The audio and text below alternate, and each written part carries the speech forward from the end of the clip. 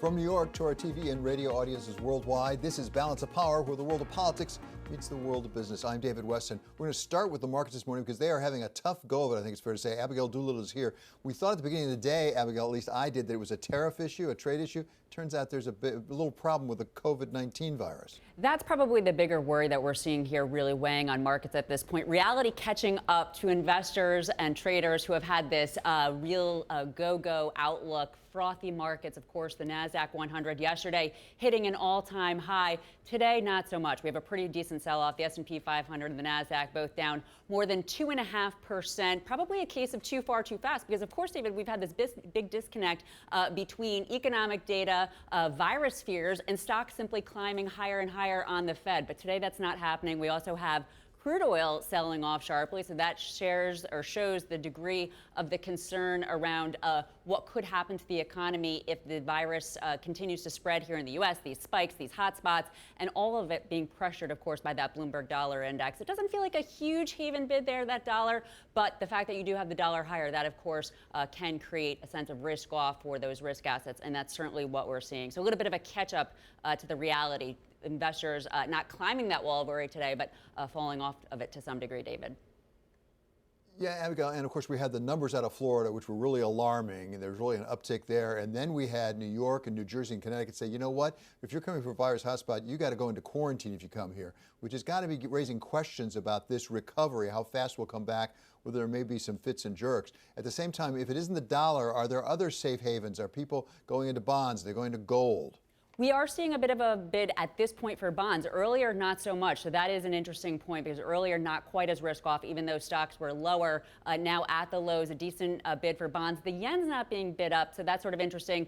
Gold is being to some degree bid up. And you're right, in terms of these headlines that we're seeing, psychologically, it does not help because it has felt to many for so long, for the last couple of weeks, even the last 2 to 3 months, too good to be true that you have this Fed liquidity going into the system, really saving the system to some degree. And the fact that it's diverging from some of the economic data, the sense of what people are seeing in the real world. And now with these virus hotspots, you were just mentioning Florida, the fact that New York, New Jersey, and Connecticut could require that quarantine for 14 days, really not helping. I just read that Houston's ICU beds, they are to the limit. All of this has been in the tell, though, David. Over the last 2 weeks, the S&P 500 down about 5%, sort of on a stealth basis because it hasn't felt that way. The NASDAQ 100 just yesterday hitting a record high. But over the last 2 weeks, stocks down about 5%, while haven bonds and the yen have been rallying. So when you see that sort of a divergence between haven assets and risk assets, you know something is up. And today we're seeing that in spades with stocks really selling off. The worst day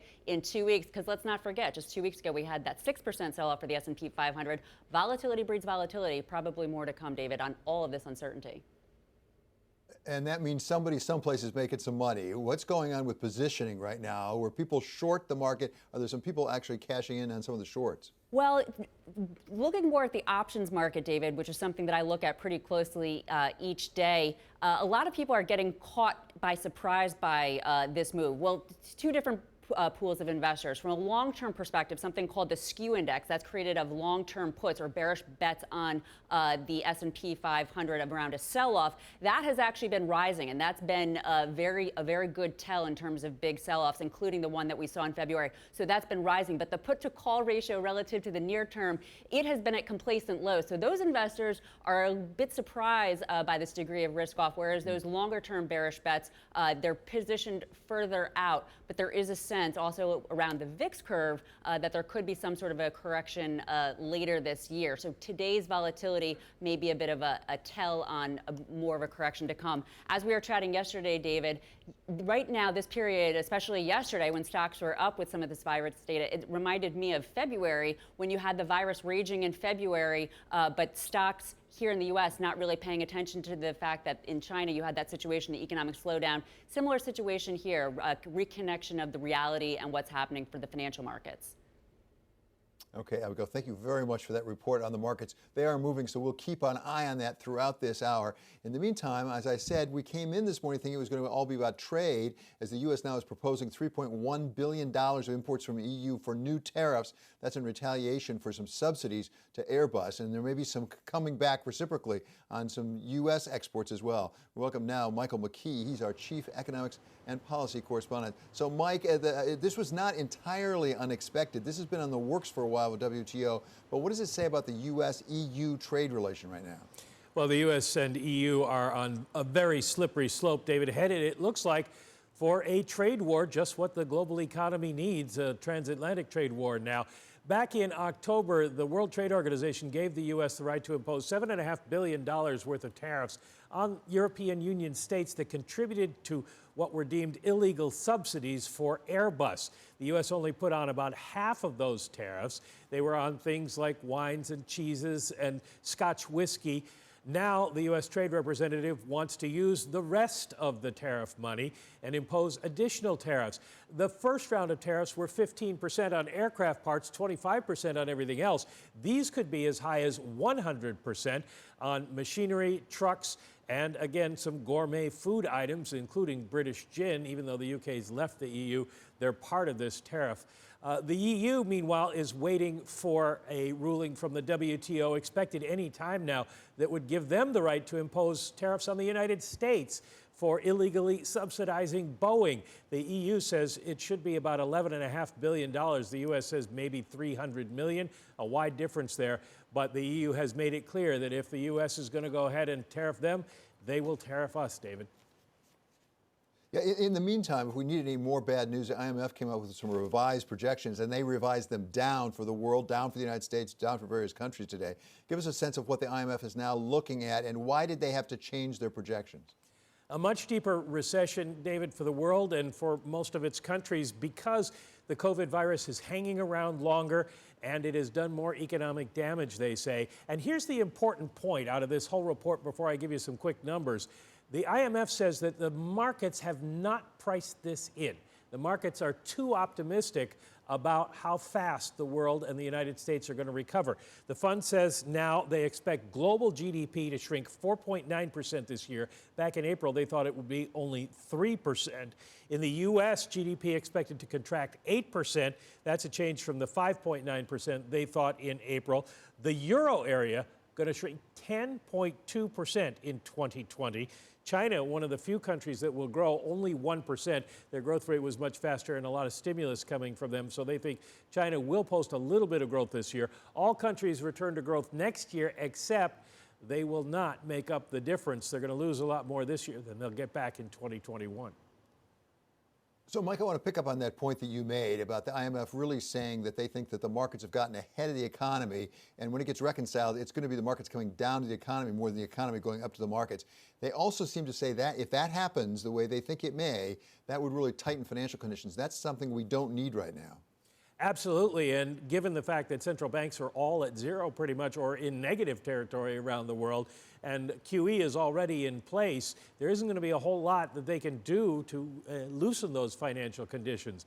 There'll have to be some sort of stimulus that would go into the markets to try to boost the financial conditions indexes, but at this point it would be a tough sell for some of these central banks, a tough road for some of these central banks to get something done. So it is all, at the moment, bad news. No surprise that the markets are selling off today. Well, and particularly, specifically with the Fed, essentially, Jay Powell has said whatever it takes, the way Mario Draghi did a few years ago, and has really backed it up. I mean, if the Fed has said whatever it takes, that's sort of it, isn't it? It said we have an open checkbook. If we still have financial conditions tightened under those circumstances, what does the Fed have left to do? Well, that's a question I've put to some Fed officials who don't have a lot of good answers at this point, because when they talk about their toolbox, what they're talking about is ways to keep interest rates from rising. They've already gone to zero. They don't want them to go up, so they can do forward guidance, or they could do yield curve control, they can do QE, but that just keeps the status quo. Additional stimulus, that's going to be harder to come by unless they use QE the way they did coming out of the great financial crisis, where they buy in the safe areas to try to drive prices down and push people to take more risk into, say, equities. And the question there is, with the valuations we have in the markets now, Would they be risking blowing up a big bubble if they did that? Okay, thank you so much to Mike McKee. He's our Chief Economics and Policy Correspondent. Coming up here on Balance of Power, we're going to talk about going from protests to voting. How could the economic inequality we have in this country really affect the voting come November? We're going to be joined by Rashad Robinson of Color of Change. That's coming up next on Balance of Power on Bloomberg Television and on radio.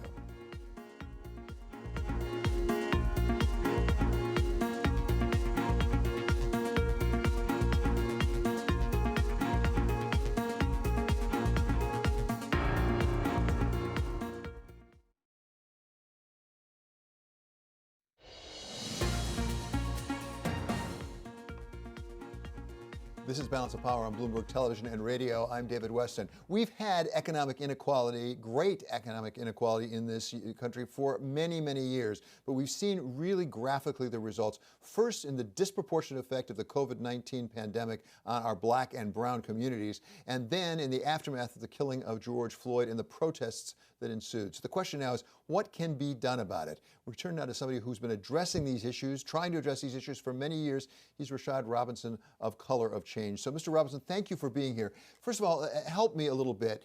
For people who are more privileged, who haven't really experienced the great economic inequality in this country, what can we learn about this to really help make a difference? What don't we understand that we should?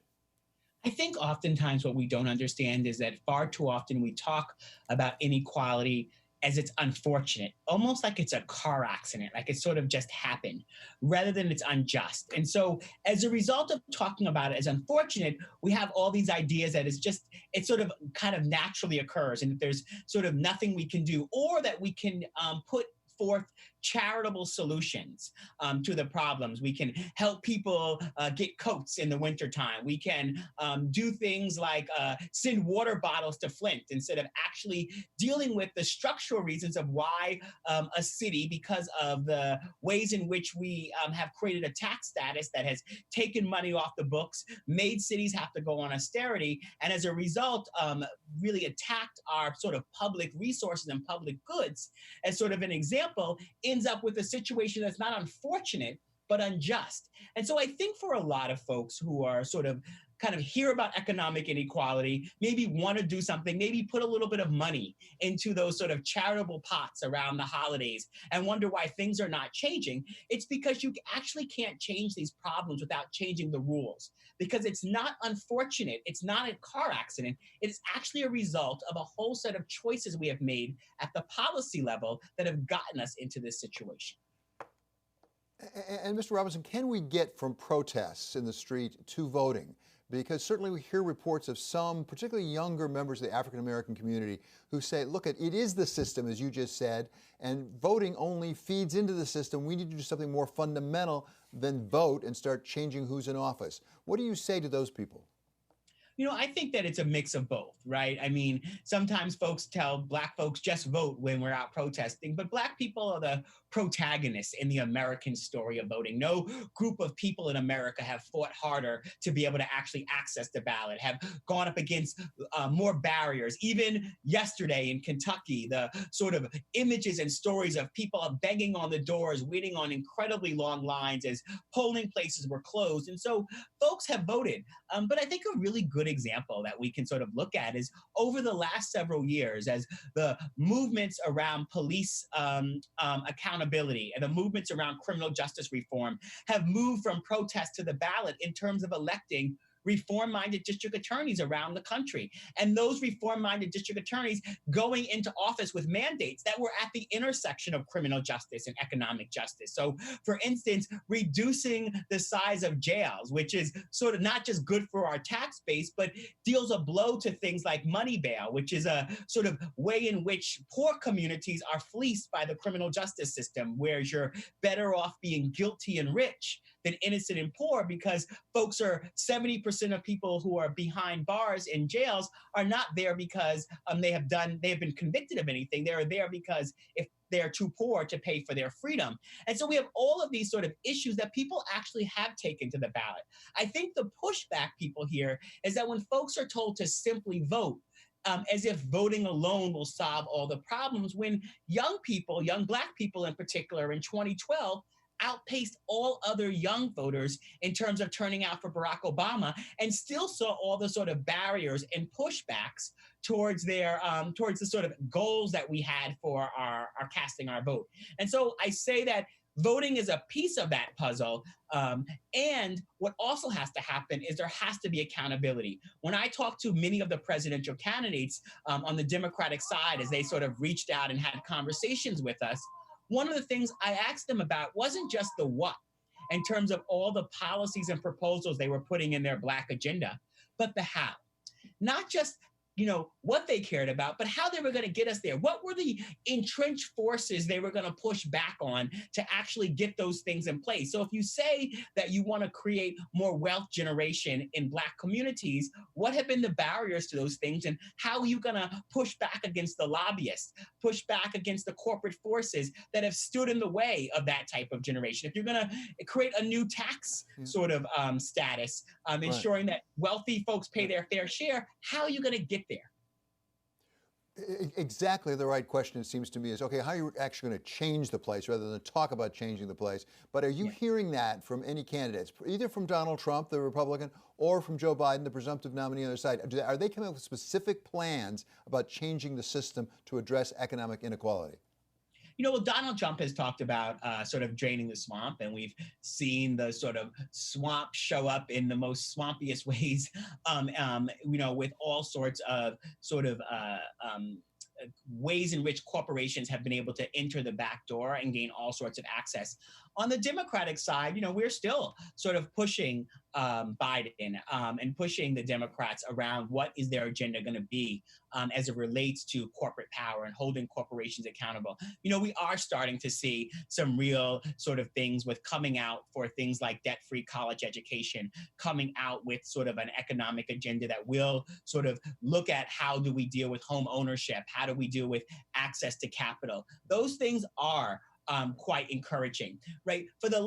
Since 1980, basically, the white and Black wealth gap has constantly expanded. And there's no amount of sort of like individual work a person can do to overcome those systemic barriers. Even while we may have more Black millionaires and billionaires than ever before, we see the sort of income inequality continue to expand. We see the sort of home ownership gaps continue to expand. And those are all related to rules. I mean, one clear example of how this plays itself out is in the second version of the CARES Act that came out during the sort of during our post-corona era, where the sort of loans to small businesses all went through big banks, all went from the Small Business Administration through the big banks. And then what ended up happening was they didn't get to the ground in Black and brown communities, where many of those communities, many of folks who are running small businesses are not banking at the big banks, don't have relationships with the big banks, especially since 2008, during all the sort of banking crisis and the ways in which Black communities were targeted with loans that did not pan themselves out. And as a result, people lost their homes, their businesses, and so much more. And so we ended up having a set of rules that was meant to help folks, but actually did not help Black and brown communities. And so what we need is not just sort of this idea that if we overlay a policy, it will help all communities, but a recognition that we need targeted resources. The same way that a policy for folks in Appalachia is not going to be the same thing for a policy for folks in New York City, the same thing is true for different communities from a racial perspective, gender perspective, and elsewhere. Right. So very helpful to have you on. I hope you'll come back because there's a lot more to talk about here. This is Rashad Robinson. He is from Color of Change. So thank you for being with us. In the meantime, it's time now for First Word News. We go to Mark Crumpton. David, thank you.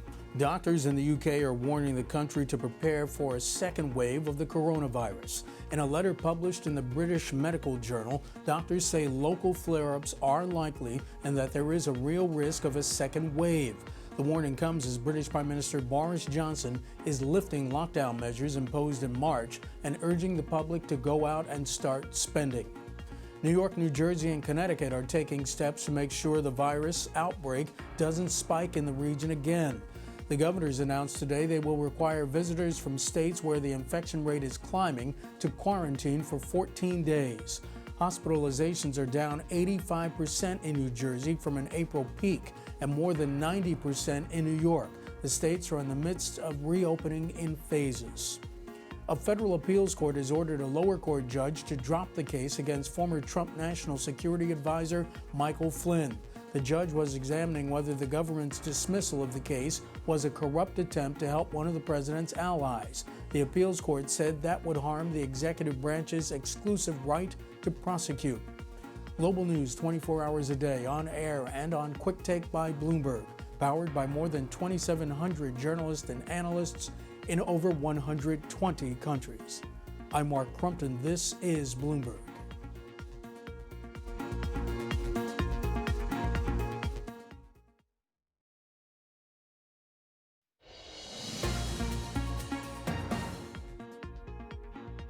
This is Balance of Power on Bloomberg Television and Radio. I'm David Weston. Well, for a brief moment today, Alphabet, the parent of Google, was actually over $1 trillion again. But the markets now are being very disrupted by this news about the COVID-19. Kayla Lentz is here to explain to us what's happening. And I guess my question is tech basically a defensive sector on a day like today?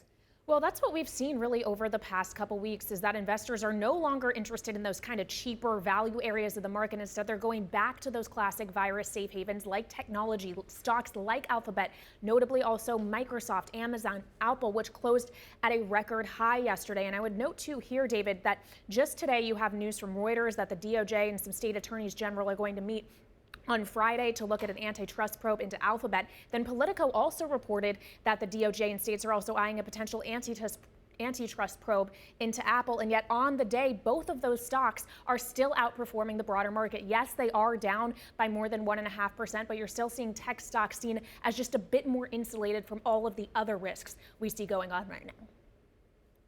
Yeah, exactly. You have the antitrust, but thus far, those stocks have not been hit by that very much.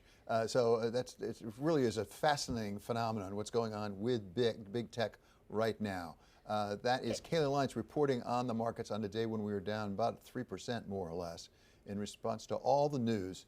In response to all the news that's been coming out, we thought that we were out of the woods maybe on COVID-19, but it turns out we were far from it, as Florida has record numbers now. We have the state of New York and Virginia and New Jersey and Connecticut saying, we're going to make you go into quarantine if you come from one of the virus hotspots. And the fact is, there are quite a few virus hotspots. And by the way, over in Germany, they're having their own fair share of trouble as well. They've had to put 500,000 people now back on lockdown because of some flare-ups in some specific spots. So the market's reacting to a COVID-19 virus that doesn't seem to want to go and is not very predictable.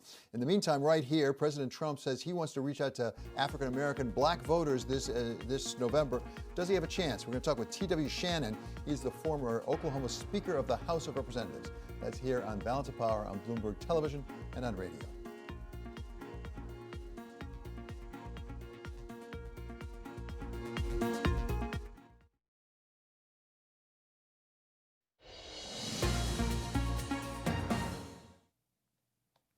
This is Balance of Power on Bloomberg Television and Radio. I'm David West, and the markets are having a tough time today, and it's mainly about the coronavirus. We have an uptick in Florida, setting new records down in Florida. A lot of concern down there, particularly around Miami-Dade. We also have New York now saying, together with Connecticut and New Jersey, if you're coming from one of the virus hotspots, and there are plenty of those, you're going to have to go into quarantine for some time because we're not sure that we're entirely safe.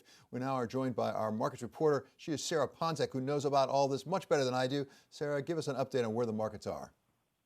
So if you look at the major benchmarks today, we're obviously seeing a pretty nasty sell-off. You have the S&P down about 2.6%, the Dow down the same amount, the NASDAQ not falling quite as much, still seeing tech get the benefit of the doubt. However, that is the worry, as you just mentioned, growing second coronavirus wave worries. And we knew that this is what investors were really keeping top of mind. We had seen surveys from the likes of Bank of America, Morgan Stanley, with both fund managers and consumers all saying that this was their top worry. At the same time, over the past couple of weeks or so, really since June 8th, we've seen this tone change in the market, whereas we started to see large cap, mega caps performing the best, once again. We've seen cruise lines and airlines on the flip side starting to underperform. So we had started to see these coronavirus worries really seep into the market, even as we had seen the market contain its resiliency. Today, it seems like that dam is finally breaking. So, Sarah, as we know, the markets are always right. They never make a mistake. So what exactly happened here? Because an awful lot of public health officials were warning about this possibility. Why weren't the markets pricing that in?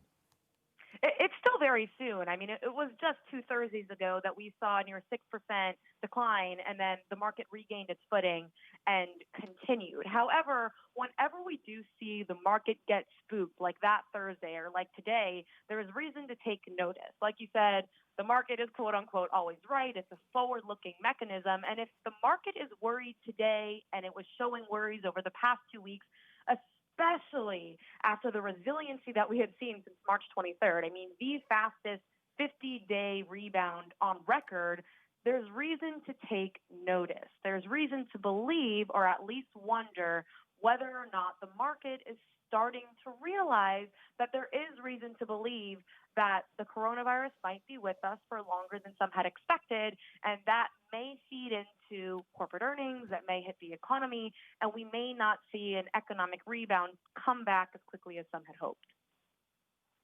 Okay, thank you so much to Bloomberg's Sarah Pontek. Let's turn now to the election come November. President Trump last time in 2016 attracted 8% of the black voters, which frankly was only slightly below the normal average for Republican candidates, apart from Barack Obama, at the time of Barack Obama. This year, he said he wants to do better than that. But is that really realistic, given all that's happened with the pandemic and the aftermath of the killing of George Floyd? We are welcomed now by T.W. Shannon. He was the first Oklahoma Speaker of the House of Representatives. So, T.W., thank you so much for being back with us. What about that? Is it realistic for President Trump to do much better than the 8% he did last time, given all that's happened?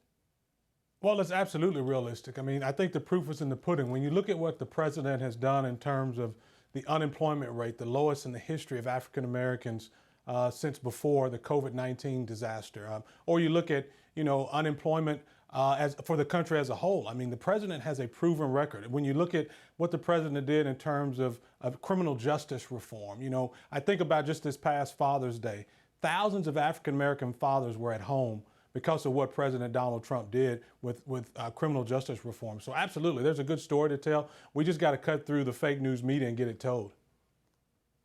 Well, help us cut through that so-called fake news media, TW, and give us a sense of exactly what President Trump has done. It's one thing to grow the overall economy and say blacks and Hispanics will benefit as well. It's another to really target specifically issues with respect to those communities. And let's talk specifically about income and wealth inequality in this country. His tax reform certainly didn't benefit disproportionately the lower paid people, did he? Well, it actually did. When you think about the wealth gap in this country, actually closed under President Trump. It actually was one of the lowest that it had ever been. And you think in terms of long-term strategy for African-American communities or communities that have been displaced, what we're really talking about is how do we break the cycle of generational poverty? And that really starts with economic opportunity, but also educational opportunity. That's why I was so proud that President Trump has been such an advocate for school choice initiatives. We know many African-American kids and Latino kids are stuck in failing schools, and President Trump has really led the way on opportunities as it relates to school choice. But even more importantly, look at what he's done for HBCU funding. I mean, he increased HBCU funding by 16%, and then he went a step further and annualized it so that presidents of black colleges don't have to come begging Washington, D.C. every year for additional dollars. So I think the proof is in the pudding. When you think long-term about how the life and the really economic opportunity of African Americans has improved and is going to improve over the long term, I don't think there's a president that comes close to President Trump, frankly. Do you believe that members of the black community understand that and appreciate it? What you've just said, let's assume that's all right. Do they get it such that when they go to the polling place or they mail in their ballot come November, that they'll be more inclined to support President Trump? Do they perceive him as their president?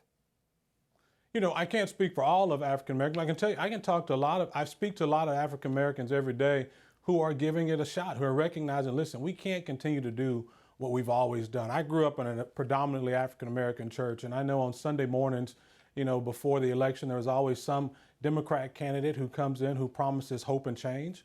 and essentially the community never changes. President Trump 4 years ago looked African Americans in the face and said, "What do you have to lose?" And that's why you saw an increase in African American vote. Actually, the last election, 13%, if I'm not mistaken, of African American men actually voted Republican for the first time, which again, there's still a long way to go. But I think in the end, as African Americans, as we get closer and we start drawing a contrast to Joe Biden. In fact, where is Joe Biden? I mean, no one has even heard of this guy, heard from him in 80 days. I think when the election, when we really start defining the candidates and people get a chance to see the difference, and you compare the record. I mean, remember, Joe Biden is the same guy who in the 90s was locking up more African Americans than probably any legislator around, declaring that the youth of African Americans were juvenile predators. And so I think when that message gets told, I think even more African Americans are going to recognize that, hey, Donald Trump is a guy that has a real message and a real hope for the African American community.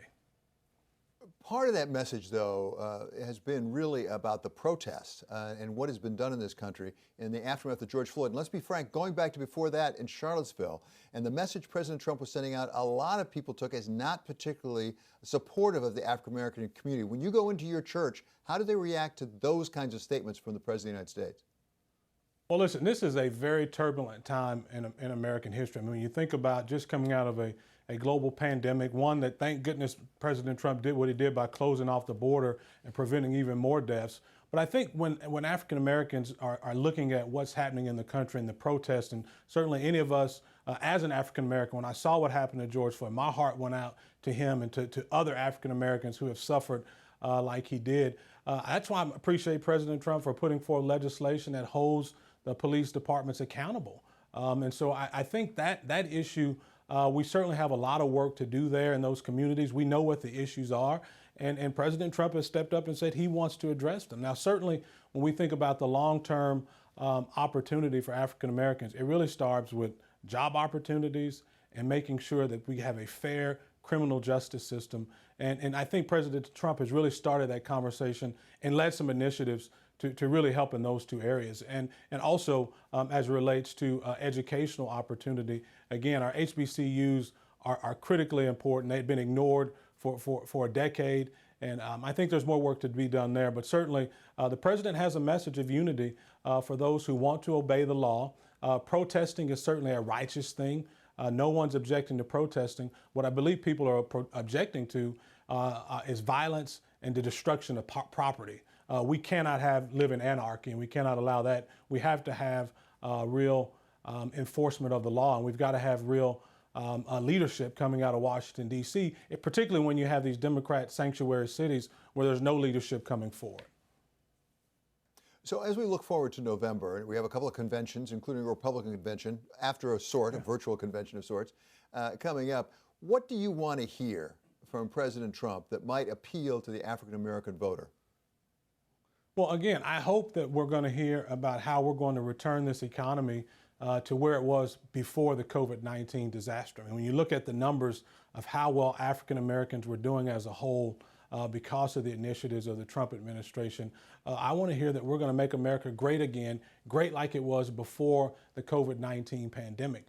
I want to hear that there's going to be a message of unity where all Americans feel appreciated, where we're protecting our borders, where we're not allowing people to enter our country illegally. But certainly for those citizens that are here, we've got the greatest economic opportunity, and that we're supporting strong families. I mean, if we really want a great country and we want great cities, and we do, it starts with really great, strong families. And that's what I want to hear from the leadership coming, not just from Washington, D.C., but all up and down the political spectrum, even at the city council level. So many of the cities that we see that are in turmoil, that are have been led by leftist regimes for generations. I think people are recognizing it's time for a change in those cities, and I think you're going to hear a resounding message from the president during the convention. So finally, T.W., the government has expended trillions of dollars now to try to get the economy back on track. There may be another trillion or more coming. Is it your perception that that has been distributed equitably, or even better perhaps, really disproportionately to help the least fortunate who've been hit the hardest by this pandemic and the economic aftermath? Well, I'm a banker at Chickasaw Community Bank here in Oklahoma City. I can tell you the PPP program has been a resounding success, particularly for minority businesses and women-owned businesses. I mean, about 40% of all of the loans that we did at my bank were women-owned businesses, and nearly 20% were to minority communities. And so we're seeing it affect and lift all ships, not just particular ones that historically that the big banks just focused on. So yeah, I think it has been equitably distributed. There's certainly more. The need always outweighs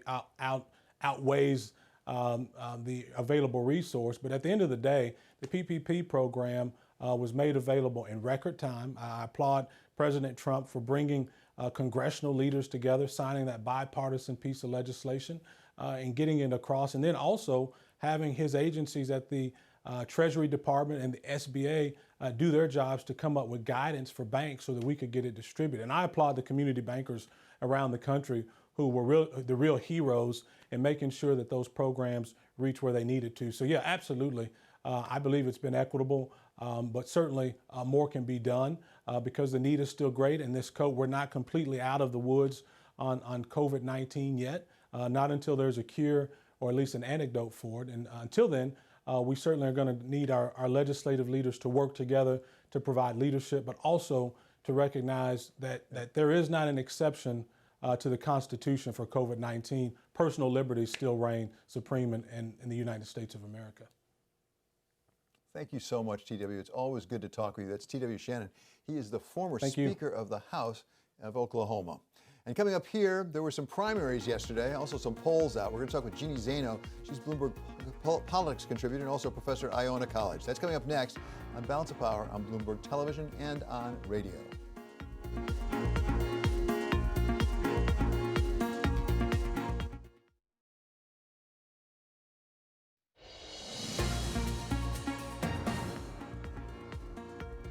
This is Balance of Power on Bloomberg Television and Radio. I'm David Weston. Well, there were some primaries held yesterday, although we might not have all the results quite yet because a lot of people are voting by mail these days.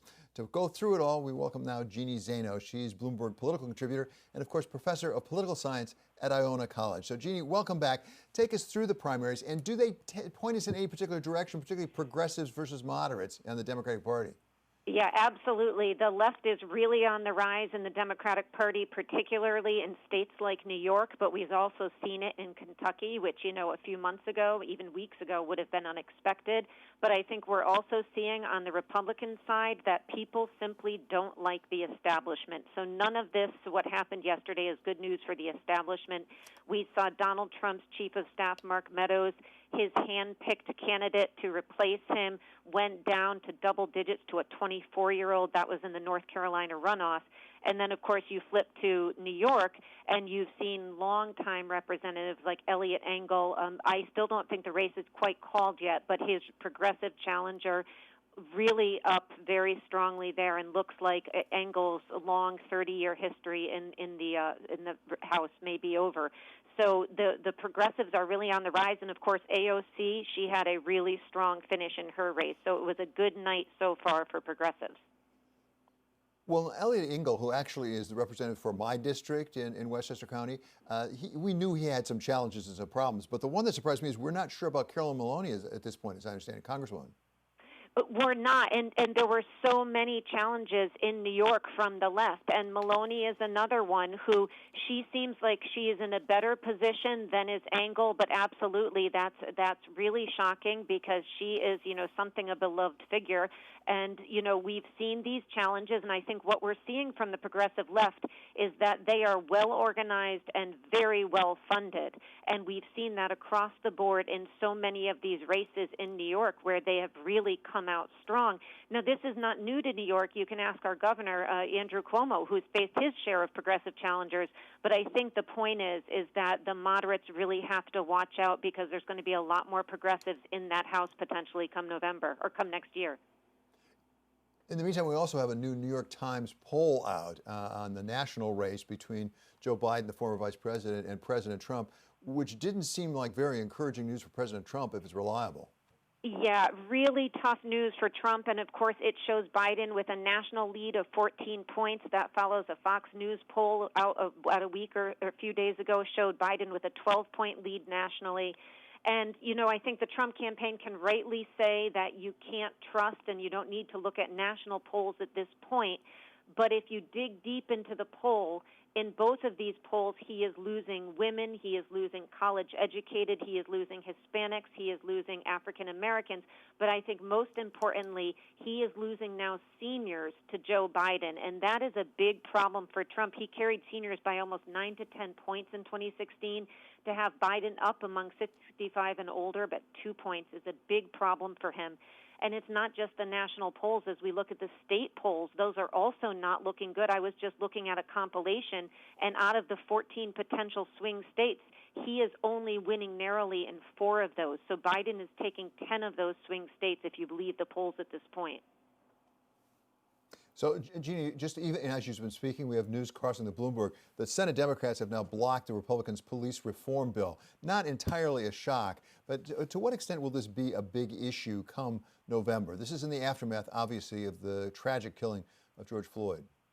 Yeah, I think this is going to be a real issue. It never quite registers, in the most important issue that still tends to be the economy, tends to be jobs.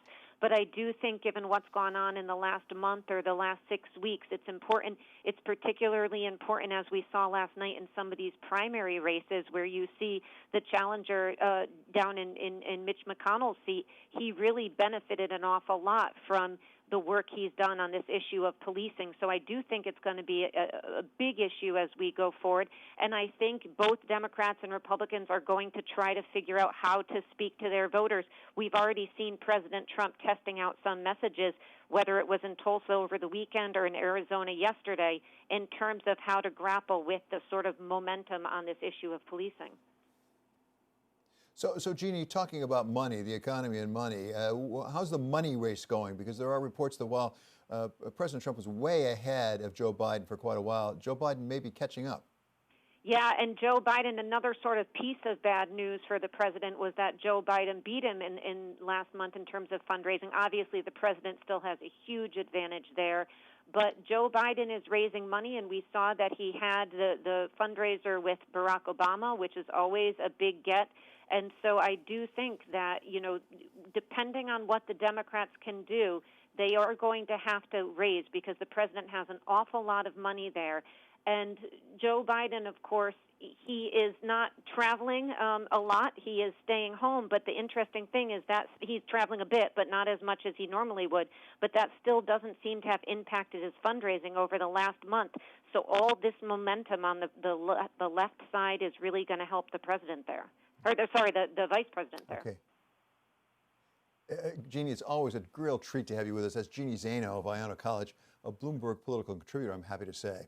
Coming up in the next hour, we're going to be going back to Bloomberg Invest, that big summit. We're going to hear, among others, from David Solomon, the head of Goldman Sachs, and also Bridgewater's Bob Prince. That's coming up next hour. This is Balance of Power on Bloomberg Television and Radio.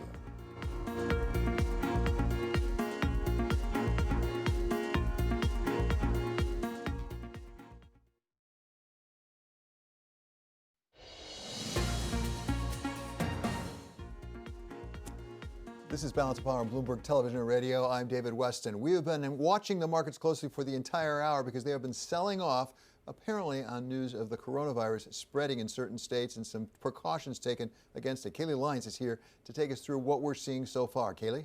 Yeah, David, well, we are off the lows of the session, but we're still down 2% or more on all 3 of the major averages. And I could really point to a number of reasons why this sell-off is happening. You have the fact that valuations really have gotten quite lofty. You have perhaps renewed fears about tensions on trade between the U.S. and Europe.